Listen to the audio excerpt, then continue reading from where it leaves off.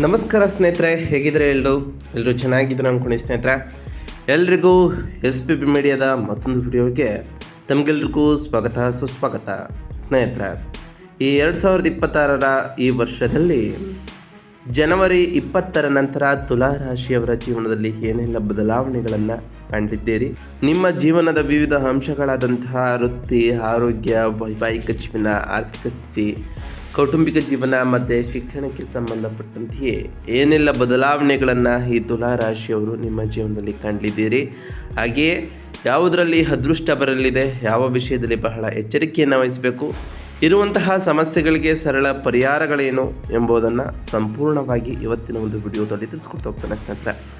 ಆದ್ದರಿಂದ ವಿಡಿಯೋನ ಸ್ಕಿಪ್ ಮಾಡದೆ ಇಲ್ಲಿಂದ ಕೊನೆ ತನಕ ನೋಡ್ತಾ ಬನ್ನಿ. ಸ್ಕಿಪ್ ಮಾಡಿ ವಿಡಿಯೋನ ನೋಡೋದ್ರಿಂದ ಅಷ್ಟು ಇನ್ಫಾರ್ಮೇಷನ್ ಅರ್ಥ ಆಗೋದಿಲ್ಲ ಸ್ನೇಹಿತರೆ.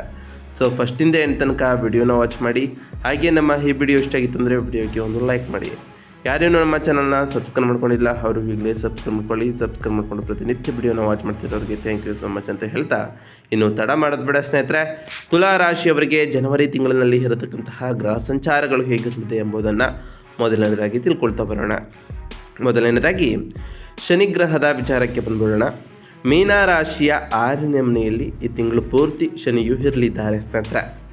ರಾಹು ಕುಂಭ ರಾಶಿಯ 5ನೇ ಮನೆಯಲ್ಲಿ ಇದ್ದರೆ, ಕೇತು ಸಿಂಹ ರಾಶಿಯ 11ನೇ ಮನೆಯಲ್ಲಿ ಇರಲಿದ್ದಾರೆ. ಗುರು ಮಿಥುನ ರಾಶಿಯ 9ನೇ ಮನೆಯಲ್ಲಿ ಈ ತಿಂಗಳು ಪೂರ್ತಿ ಇರಲಿದ್ದು, ಬುಧನು ಧನುಷ್ ರಾಶಿಯ 3ನೇ ಮನೆಯಿಂದ ಮಕರ ರಾಶಿಯ 4ನೇ ಮನೆಗೆ ಜನವರಿ 17ರಂದು ರಾಶಿ ಬದಲಾವಣೆಯನ್ನು ಆಲ್ರೆಡಿ ಮಾಡಿದ್ದಾರೆ.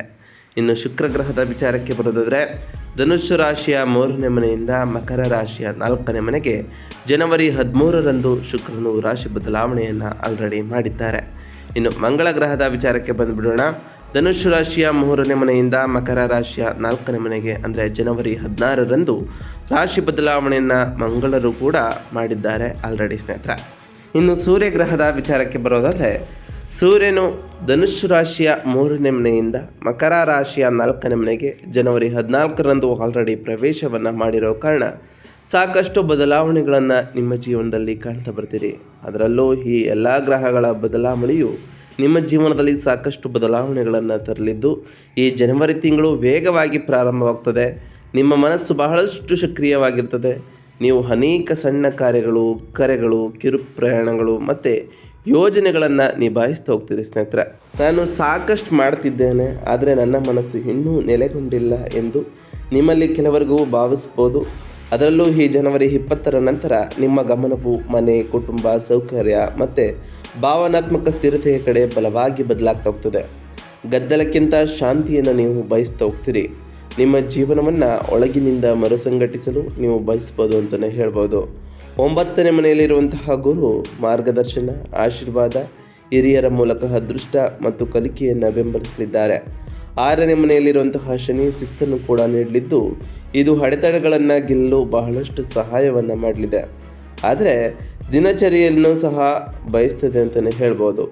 ಈ ಜನವರಿ ತಿಂಗಳು ನಿಮ್ಮ ಬಾಹ್ಯ ಜೀವನ ಸುಗಮವಾಗಲು ಆಂತರಿಕ ಸ್ಥಿರತೆಯನ್ನು ನಿರ್ಮಿಸುವುದು ಬಹಳಷ್ಟು ಒಳ್ಳೆಯದು ಅಂತಲೇ ಹೇಳ್ಬೋದು ಸ್ನೇಹಿತರೆ.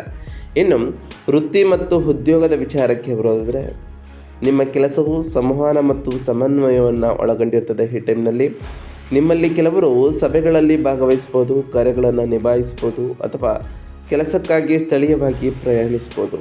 ನೀವು ಮಾರಾಟ, ಮಾರ್ಕೆಟಿಂಗ್, ಶಿಕ್ಷಣ, IT ಬೆಂಬಲ, ಕ್ಲೈಂಟ್ ಸಮನ್ವಯ ಅಥವಾ ನಿರ್ವಹಣೆಯಲ್ಲಿ ನೀವು ಇದ್ದರೆ ನೀವು ಬಹಳಷ್ಟು ಬ್ಯುಸಿಯಾಗಿರ್ತೀರಿ, ಆದರೆ ಉತ್ಪಾದಕರಾಗಿರ್ತೀರಿ ಸ್ನೇಹಿತರೆ.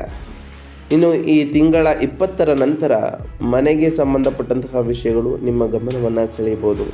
ನೀವು ಇನ್ನೂ ನಿಮ್ಮ ಕೆಲಸವನ್ನು ಮಾಡುತ್ತೀರಿ, ಆದರೆ ಮಾನಸಿಕವಾಗಿ ನೀವು ಕೌಟುಂಬಿಕ ಅಗತ್ಯಗಳು, ಆಸ್ತಿ ಸಮಸ್ಯೆಗಳು ಅಥವಾ ಭಾವನಾತ್ಮಕ ಒತ್ತಡದ ಬಗ್ಗೆ ಯೋಚಿಸ್ಬೋದು. ನಿಮ್ಮಲ್ಲಿ ಕೆಲವರು ರಜೆ ತೆಗೆದುಕೊಳ್ಳಲು, ಮನೆಯಿಂದಲೇ ಕೆಲಸವನ್ನು ಮಾಡಲು ಅಥವಾ ದಿನಚರಿಯನ್ನು ಬದಲಾಯಿಸಲು ಬಯಸ್ಬೋದು ಅಂತಲೇ ಹೇಳ್ಬೋದು ಸ್ನೇಹಿತರೆ. 6ನೇ ಮನೆಯಲ್ಲಿರುವಂತಹ ಶನಿ ಸ್ಥಿರ ಪ್ರಗತಿಯನ್ನು ಕೂಡ ನಿಮಗೆ ಬೆಂಬಲಿಸಲಿದ್ದಾರೆ. ನೀವು ಆಯಾಸವನ್ನು ಅನುಭವಿಸಿದರೂ ಒತ್ತಡವನ್ನು ನಿಭಾಯಿಸುವ ನಿಮ್ಮ ಸಾಮರ್ಥ್ಯ ಸುಧಾರಿಸಲಿದೆ ಅಂತಲೇ ಹೇಳ್ಬೋದು. ಈ ತಿಂಗಳು ನಾಟಕೀಯ ವೃತ್ತಿ ಜೀವನದ ಜಿಗಿತಗಳಿಲ್ಲ. ಇದು ದಿನಚರಿ ಮತ್ತು ಸ್ಥಿರತೆಯನ್ನು ಬಲಪಡಿಸುವುದಕ್ಕಾಗಿ ಅಂತಲೇ ಹೇಳ್ಬೋದು. ನಿಮ್ಮಲ್ಲಿ ಕೆಲವರು ಹೊಸ ಜವಾಬ್ದಾರಿಯನ್ನು ಕೂಡ ಪಡಿಬೋದು, ಆದರೆ ಮೊದಲಿಗೆ ಅದು ತುಂಬ ಹೆಚ್ಚು ಎಂದು ನಿಮಗೆ ಅನಿಸ್ಬೋದು. ಶಿಸ್ತಿನಿಂದ ನೀವು ಅದನ್ನು ನಿಭಾಯಿಸ್ತಾ ಹೋಗ್ತೀರಿ. ಇದರಿಂದ ಉತ್ತಮ ಹೆಸರನ್ನು ಕೂಡ ಪಡೆದುಕೊಳ್ತಾ ಹೋಗ್ತೀರಿ ಅಂತಲೇ ಹೇಳ್ಬೋದು ಸ್ನೇಹಿತರೆ.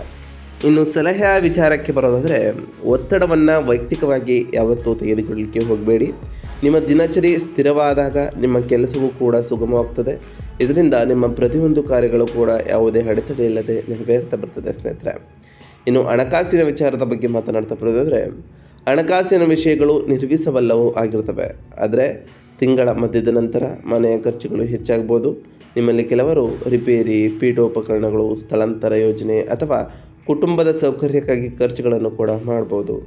ಭಾವನಾತ್ಮಕ ಖರ್ಚುಗಳನ್ನು ಆಲ್ಮೋಸ್ಟ್ ತಪ್ಪಿಸಿ. 5ನೇ ಮನೆಯಲ್ಲಿರುವಂತಹ ರಾಹು ಬಯಕೆಯ ಖರೀದಿಗಳನ್ನು ಪ್ರಚೋದಿಸ್ಬೋದು.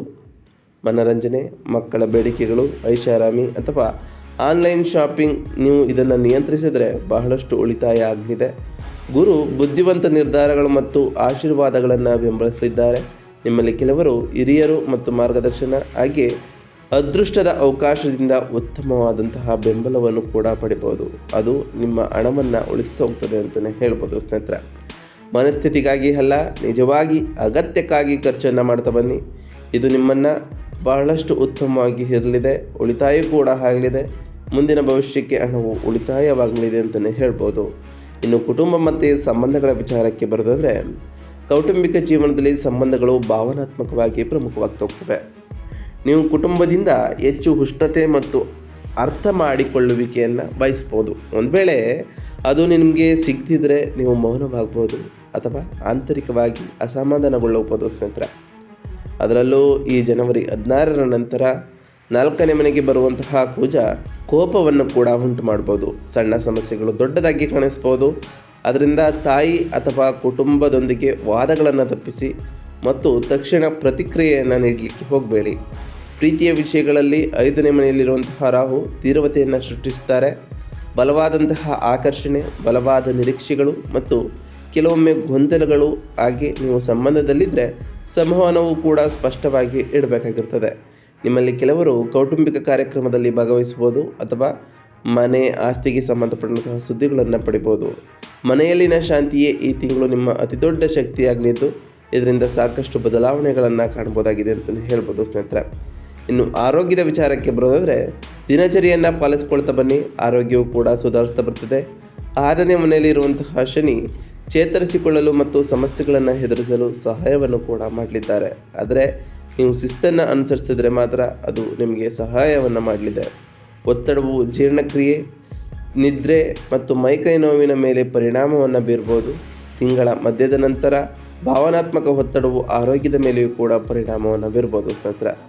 ಆದ್ದರಿಂದ ಊಟದ ಸಮಯ, ಮಲಗುವ ಸಮಯವನ್ನು ನಿಗದಿಪಡಿಸಿಕೊಳ್ತಾ ಬನ್ನಿ. ಸಮತೋಲಿತವಾದಂತಹ ಆಹಾರ ಸೇವನೆಯನ್ನು ಮಾಡಿ.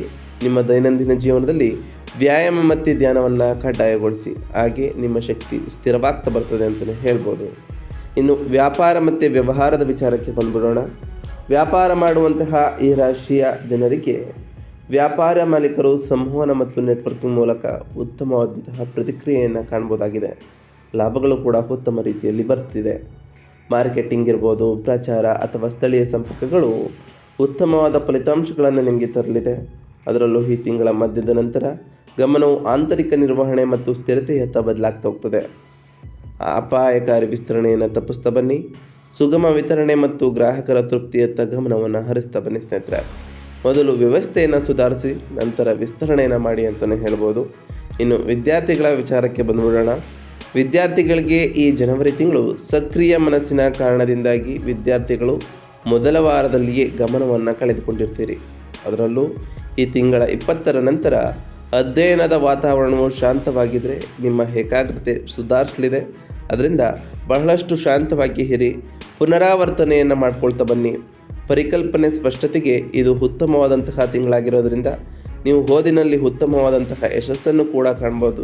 ಅದರಲ್ಲೂ ಹೊಸ ಹೊಸ ಕೌಶಲ್ಯಗಳನ್ನು ಕಲಿತಿರುವವರಿಗೆ ಈ ಜನವರಿ 20ರ ನಂತರ ಸಾಕಷ್ಟು ಬದಲಾವಣೆಗಳನ್ನು ಕಾಣ್ತಾ ಬರ್ತೀರಿ. ನೀವು ಅಂದುಕೊಂಡಿರುವಂತಹ ಕಾರ್ಯಗಳು ಕೂಡ ಯಶಸ್ವಿಯಾಗ್ತಾ ಹೋಗ್ತವೆ. ಶಾಂತ ವಾತಾವರಣ, ಇದರಿಂದ ಉತ್ತಮ ಫಲಿತಾಂಶಗಳು ಕಾಣ್ತೀರಿ ಅಂತ ಹೇಳ್ತಾ, ಈ ರಾಶಿಯವರಿಗೆ ಇರುವಂತಹ ಸಮಸ್ಯೆಗಳಿಗೆ ಸರಳ ಪರಿಹಾರಗಳೇನು, ಗ್ರಹಗಳ ಬಲಕ್ಕಾಗಿ ಏನೆಲ್ಲ ಪರಿಹಾರವನ್ನು ಮಾಡಿದರೆ ಒಳ್ಳೆಯದು ಎಂಬುದನ್ನು ಒಂದೊಂದಾಗಿ ತಿಳಿಸ್ಕೊಡ್ತಾ ಬರ್ತೇನೆ ಸ್ನೇಹಿತರೆ. ಗಮನವಿಟ್ಟು ನೋಡ್ತಾ ಬನ್ನಿ ಸ್ನೇಹಿತರೆ. ಮೊದಲನೇದಾಗಿ ಸಮತೋಲನ ಮತ್ತು ಶಾಂತಿಗಾಗಿ ಪ್ರತಿದಿನ 11 ಬಾರಿ ಓಂ ಶುಕ್ರಾಯ ನಮಃ ಎಂಬ ಮಂತ್ರವನ್ನು ಜಪಿಸಿ. ಹಾಗೆಯೇ ಪ್ರತಿ ಶುಕ್ರವಾರದಂದು ಬಿಳಿ ಅಕ್ಕಿ ಅಥವಾ ಸಕ್ಕರೆ ಅಥವಾ ಮೊಸರನ್ನು ದಾನ ಮಾಡಿ. ಅಗತ್ಯವಿರುವಂತಹ ಮಹಿಳೆಗೆ ಸಹಾಯವನ್ನು ಮಾಡಿ ಸ್ನೇಹಿತರೆ.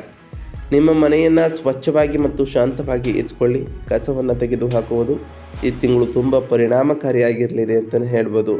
ತಡರಾತ್ರಿಯ ವಾದಗಳನ್ನು ಈ ರಾಶಿಯವರು ತಪ್ಪಿಸ್ತಾ ಬನ್ನಿ. ಸಾಧ್ಯವಾದಷ್ಟು ಬೇಗ ಮಲಗಿ.